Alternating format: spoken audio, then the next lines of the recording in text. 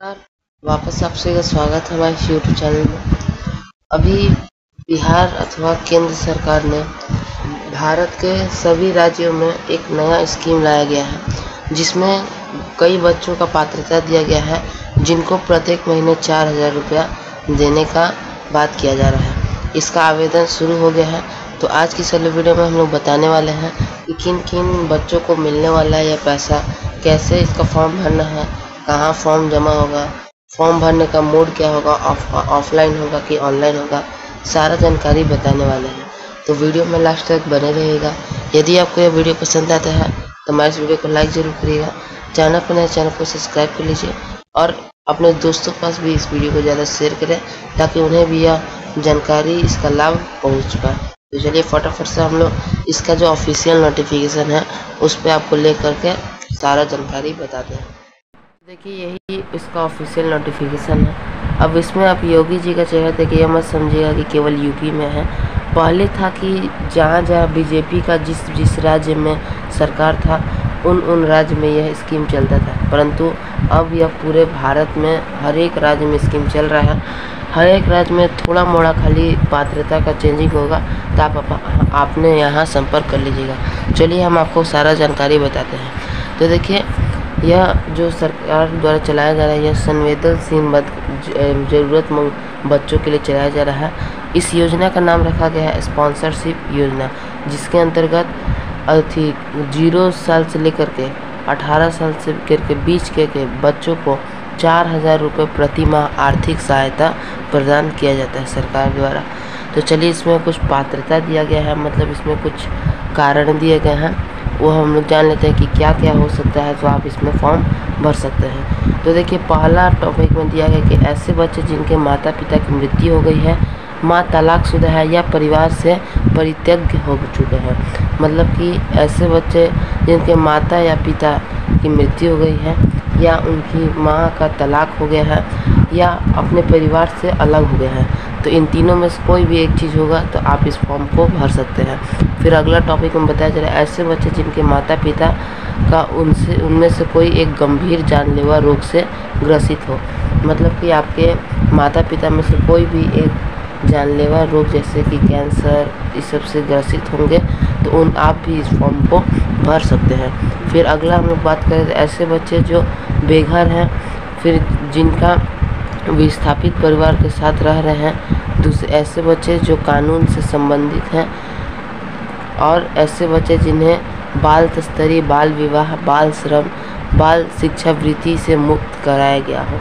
मतलब कि जो बच्चे जो कि सरकार के अंदर में रह चुके हैं, या किसी भी प्रकार का जैसे कि बाल विवाह, बाल श्रम, इस सब के अंदर में थे पहले, वरना भी हैं, तो वह भी इस फॉर्म को भर सकते हैं।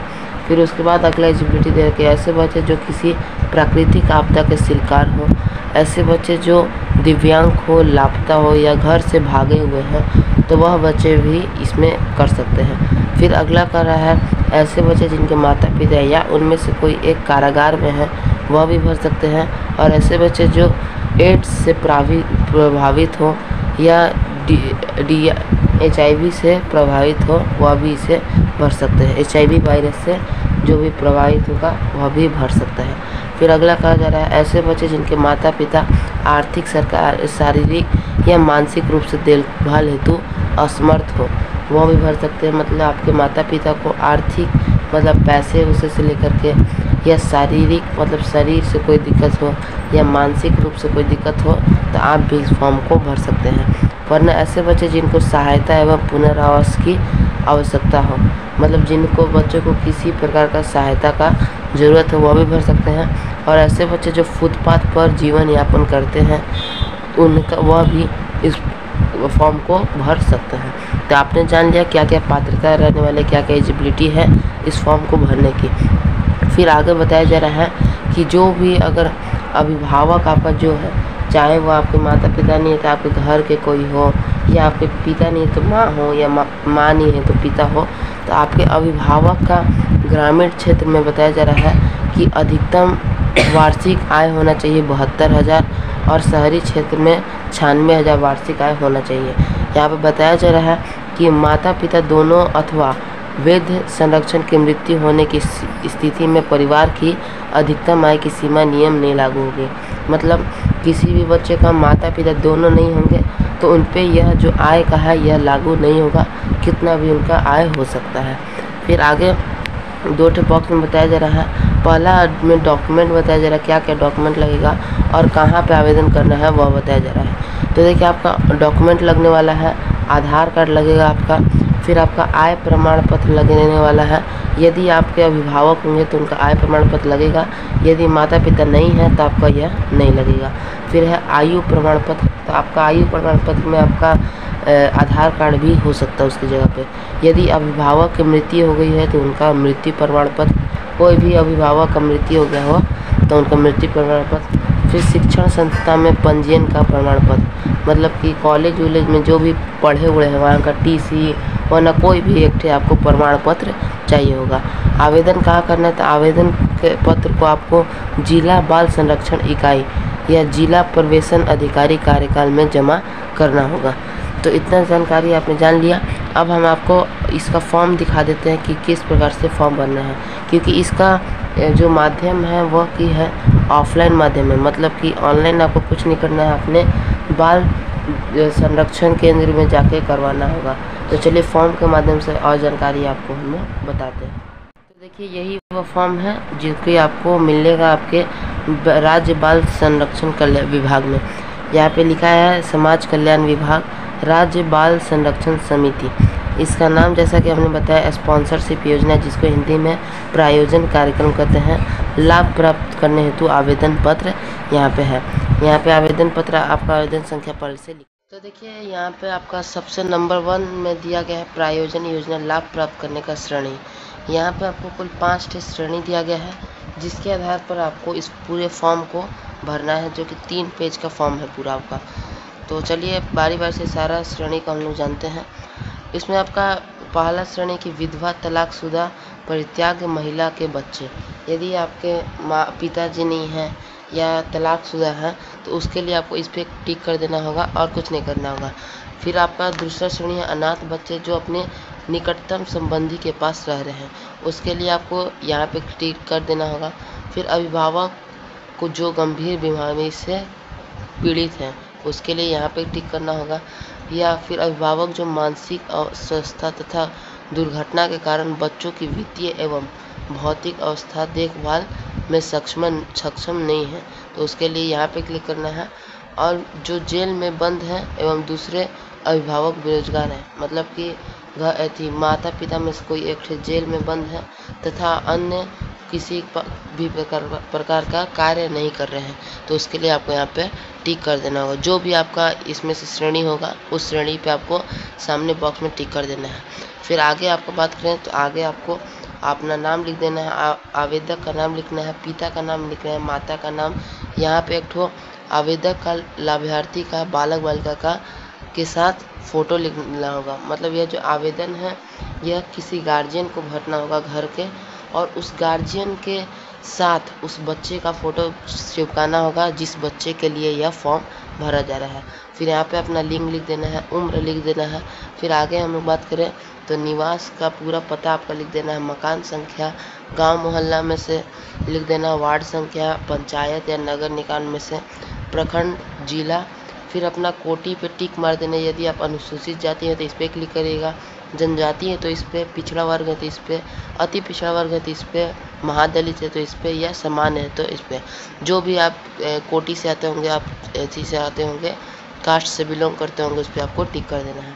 फिर है अल्पसंख्यक नौवा में पूछा जा रहा है, यदि हाँ पे आप टिक मारते हैं तो आपको बताना है कि क्या है, मुस्लिम, सिख, बौद्ध, जैन, पारसी, अन्य। यदि नहीं है तो आप नहीं पे क्लिक कर दीजिएगा। फिर 10वां है बीपीएल सूची, यदि बीपीएल सूची में आपका नाम दर्ज है तो आपको यहाँ बीपीएल सूची नंबर लिखना होगा, 3 अंक का नंबर होता है। फिर प्राप्तांक लिखना होगा, वर्ष लिखना होगा। फिर उसके बाद है सक्षम प्राधिकार द्वारा निर्गत आय प्रमाण पत्र संलग्न करें। मतलब कि यहाँ पे आपसे कहा जा रहा है यदि बीपीएल सूची में नाम दर्ज नहीं है तो वार्षिक आय आपका जमा करना होगा, वार्षिक आय लिखना होगा तथा आय प्रमाण पत्र भी यहाँ पे आपको लगाना होगा यदि बीपीएल सूची में नाम नहीं होगा। फिर आगे कि लाभार्थी के आवेदन का संबंध, मतलब कि जो भी आदमी फॉर्म भर रहा है आपका गार्जियन, वह जिस बच्चे का फॉर्म भर रहा है उससे उसका क्या संबंध है, तथा लाभार्थी बच्चे का विवरण नीचे में आपको भरना है। आधार संख्या, नंबर तथा नाम भरना है। बालक है तो बालक पे टिक मारिएगा, वरना बालिका पे, वरना अन्य पे। यहाँ पे आपको डेट वाइज आपका जन्म तिथि लिख देना है। फिर बच्चे की आयु लिखना है। आवेदन की तिथि लिखना है आपका। आवेदन तिथि को बच्चे की आयु लिखना है, मतलब जिस दिन आवेदन हो रहा है उस दिन बच्चे का आयु कितना है, कितना वर्ष कितना माह का हो रहा है। फिर शिक्षा आपका लिखना है, कहाँ तक पढ़ाई किया है। अन्य में आपको कुछ नहीं करना है। फिर आगे आपका है, अगले पेज में आप चलिएगा तो 13 नंबर में लाभार्थी बच्चे अनाथ होने की स्थिति में। जैसा कि आपने देखा ऊपर में आपको 5 यहाँ पे आपने देखा श्रेणी बताया गया था, तो इसमें आपको बारी बारी से जो भी श्रेणी के अंतर्गत आते होंगे, जैसे कि अनाथ होंगे तो उसके लिए इसमें अपना भरना है पूरा डिटेल। यदि जिनके माता पिता गंभीर दुर्घटना से मानसिक अवस्था से पीड़ित हैं तो उसके लिए यहाँ पे अपना डिटेल भरना है। या फिर अगला श्रेणी है कि जिनके अभिभावक विधवा हो, तलाकशुदा हो या कैदी हो, तो उस स्थिति में यहाँ पे आपको भरना है। तो सबके लिए अलग अलग है, जिस स्थिति का आप जिस श्रेणी के होंगे उसी में केवल भरिएगा अपना डिटेल। फिर आगे आप दिया गया है कि आवेदक का पूर्व से राष्ट्रीयकृत बैंक में लाभार्थी के संयुक्त बचत खाता है। यदि है तो यदि आपका पहले ही से राष्ट्रीयकृत कोई भी बैंक में अगर बचत खाता है तो अपना बैंक का नाम लिखना होगा, शाखा लिखना होगा कहाँ पे है, खाता संख्या, आधार संख्या, बैंक का IFSC कोड, बैंक का नाम लिख देना होगा, मोबाइल नंबर लिख देना होगा। फिर यहाँ पे आपका घोषणा दिया जा रहा है जो कि आप पढ़ लीजिएगा, और यहाँ पे अपना स्थान लिख देना है, दिनांक लिख देना है, हस्ताक्षर कर देना है, आवेदक का नाम लिख देना है। फिर नीचे में आपको दिया जा रहा है संलग्न किए जाने वाले डॉक्यूमेंट, मतलब दस्तावेज, कौन कौन सा आप सामान है जो इसके साथ आप जमा कर रही हैं अपना विभाग में। तो ऊपर में है, यदि आवेदक का BPL की प्राकृतिक सूची, संगठन अंश का प्रमाण पत्र अथवा सक्षम अधिकार निर्गत का आय प्रमाण पत्र। यहाँ पे आपको बताया जा रहा है यदि BPL आप डाल रहे हैं BPL सूची का तो उस पर क्लिक करिएगा, या फिर आय प्रमाण पत्र डाल रहे हैं तो इस पर क्लिक करिएगा, इसमें पहला वाला बॉक्स में। फिर दूसरा अनाथ बच्चों की स्थिति एवं माता पिता के मृत्यु प्रमाण पत्र, जो कि उनका मृत्यु प्रमाण पत्र होगा आप देते होंगे तो यहाँ पे क्लिक करिएगा। फिर विधवा माता के संतान होने के कारण पिता के मृत्यु प्रमाण पत्र देते होंगे तो उसके लिए यहाँ पे क्लिक करना होगा। तलाकशुदा की संतान होने की स्थिति में सक्षम पराधिकार द्वारा निर्गत प्रमाण पत्र यहाँ पर डालना होगा। फिर बच्चों के माता पिता गंभीर बीमारी से पीड़ित हो तो उनके सदर अस्पताल का चिकित्सा प्रमाण पत्र मेडिकल सर्टिफिकेट आपको यहाँ पे जमा करके टिक मारना होगा। वरना फिर आपका आगे बताया जा रहा है कि जिन बच्चे का दुर्घटना मानसिक अवस्था से पीड़ित होने के कारण सक्षम नहीं है तो उनका 60% या उससे अधिक विकलांगता का प्रमाण पत्र यहाँ पे लगाना होगा। या कैदी पिता अथवा माता की संतान होने पर न्यायालय द्वारा निर्गत प्रमाणित के साथ अन्य अभिभावक पिता माता बेरोजगार हैं उसके संलग्न में एगो घोषणा पत्र आपको यहाँ पे लिख के टिक मारना होगा। फिर आवेदन पत्र संबंधित जिले के जिला बाल संरक्षण इकाई कार्यालय में जमा किए जाएंगे। तो देखिए लास्ट में आपको बता दिया गया कहाँ पे आपको जमा करना है। तो आशा करते हैं कि हमने आपको सारा जानकारी बता दिया है। बाकी आगे यहाँ पे रसीद दिया गया है जो कि वहीं पे आपको भर के दे दिया जाएगा।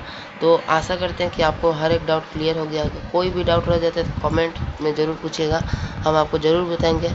हम अपनी तरफ से आपको सारा जानकारी दे दिए हैं। तो आशा करते हैं कि आपको यह पसंद आया होगा, और आपको इसी तरह का वीडियो चाहिए होगा तो हमारे चैनल को सब्सक्राइब कर लीजिए और कमेंट में ज़रूर बताइएगा। और बात रही इस फॉर्म का आपको PDF चाहिए होगा तो हमारे टेलीग्राम चैनल में जुड़ सकते हैं, वहाँ उसका लिंक आपको डिस्क्रिप्शन बॉक्स में मिल जाएगा। तो हम मिलते हैं आपसे अगले वीडियो में किसी नए टॉपिक के साथ। तब तक के लिए जय हिंद, जय भारत।